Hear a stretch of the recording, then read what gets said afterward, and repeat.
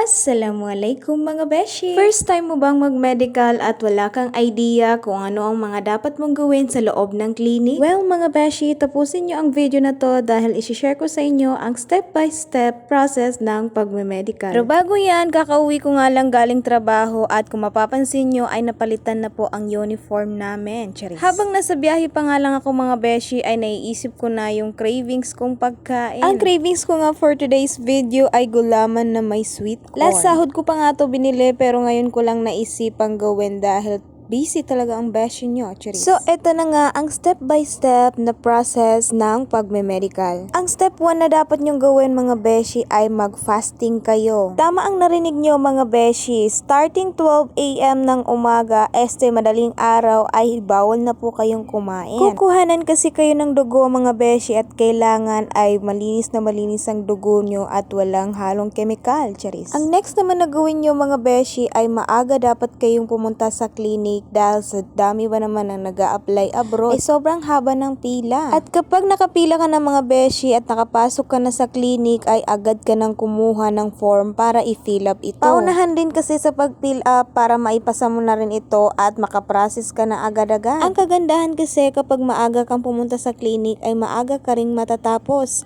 Depende na lang kung wala ka pang pending sa mga other transaction mo. So after mo maka-fill up mga beshi ay mag-direct na kayo sa may cashier para makabayad ng medical nyo at makakuha na rin kayo ng stool na paglalagyan ng ihi at tae. Kailangan din pala mga beshi ay dun kayo mismo matae sa clinic dahil kailangan fresh na fresh, Charis. So after nyo magbayad mga beshi ay unahin nyo na lang magpakuha ng dugo para na rin makakain na rin kayo. Sa medical pala mga beshi ay merong full medical at pre-medical. Sa pagkakaalam ko sa full medical mga beshi ay lahat talaga ay ititest sa'yo. Hindi ko lang alam kung anong ibig sabihin ng pre-medical. Comment nyo na lang sa nakakaalam dyan. So after nyo makuha na ng dugo mga beshi ay umihi na rin kayo at dumumi para maipasa nyo na rin ito. Bago pala nila kayo kuhanan ng dugo mga beshi ay chine-check muna nila yung BP nyo. So kapag nakuha na kayo ng dugo mga beshi ay pwede na kayong kumain. Pagkabalik nyo naman ang next na gagawin nyo ay ang mag-x-ray. So sa pag-x-ray mga beshi ay nagbibigay naman sila ng instruction kung ano yung dapat nyong gawin. Basta kapag meron kayong hindi alam mga beshi ay magtanong kayo sa mga staff para at least alam nyo yung mga dapat nyong gawin. After nyo ma-x-ray mga beshi ay nakalimutan ko kung ano yung tawag doon. Basta ang alam ko ay yung magdo-drawing kayo. Meron kayong mga sasagutan about sa mga behavior nyo, sa mga past history nyo. At kapag natapos nyo na lahat ng mga test na yon ay ini-interview nila kayo. Madali lang naman yung interview mga beshi dahil parang o-obserbahan lang nila kung ready ka na ba talagang mag-abroad. Ang mga itatanong lang naman nila doon ay kung ano yung rason mo kung bakit ka mag-a-apply. Kung handa ka na ba talagang mapalayo sa pamilya mo at kaya mo na ba talagang mag-isa? Kasi yan talagang malaking kalaban ng mga first timer ay ang ma-homesick. Syempre ako dumaan din ako sa mga ganyan kaya maiintindihan ko talaga yung mga first timer. But don't worry mga beshi dahil after 3 months or 2 months ay mawawala rin yan. Masasanay din kayo. After naman noon mga beshi ay check nila yung ngipin mo sa dental area naman yun. At kung wala naman kayong problema ay mabilis lang naman yun siya mga beshi. Ang next naman ay ang opta. So meron silang ipapabasa mga letter mga beshi at inoobserbahan lang nila kung okay ba yung paningin mo, kung wala ka rin bang problema sa mata mo. At ito na ang panghuli mga beshi, ang PA daw kung tawagin. So dyan naman sa PA mga beshi ay check ng doktor kung meron ka bang breast cancer. I-check din nila yung puwet mo kung wala ka bang almoranas, ganun. Yun lang naman mga beshi, madali lang naman talaga ang pagme-medical basta tatagan mo lang ang loob mo at maniwala ka sa sarili mo. Kung may mga katanungan pa kayo, just comment down below. Hanggang dito na lang. Thank you sa panonood.